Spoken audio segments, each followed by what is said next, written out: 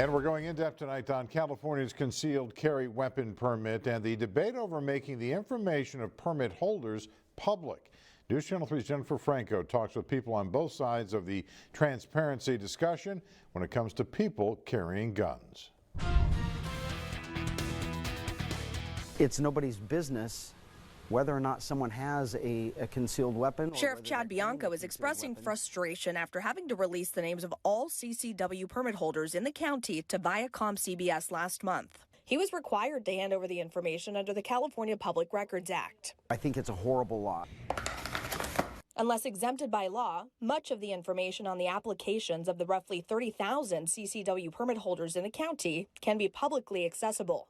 Brittany Barsotti with the California News Publishers Association says the organization has fought to protect the law. The fundamental premise of the Public Records Act is that there has to be government transparency and that the public has to have the right to oversee that government and be able to access important information. While Sheriff Bianco argues CCW permit holders' information should be private for safety reasons. If you're a criminal and you want to find a gun breaking into a house, you just go to that database leak from DOJ and they're telling you where all of them are. Brittany Barsotti says state lawmakers have argued otherwise. And without having access to that information, such as an address, it's impossible to verify whether those permits are being properly issued or not under the law. That precedent was established by the California Supreme Court's ruling in a case from 1986. Meanwhile, Sheriff Bianco isn't backing down. We are going to work with some of our legislators, our current legislators, for next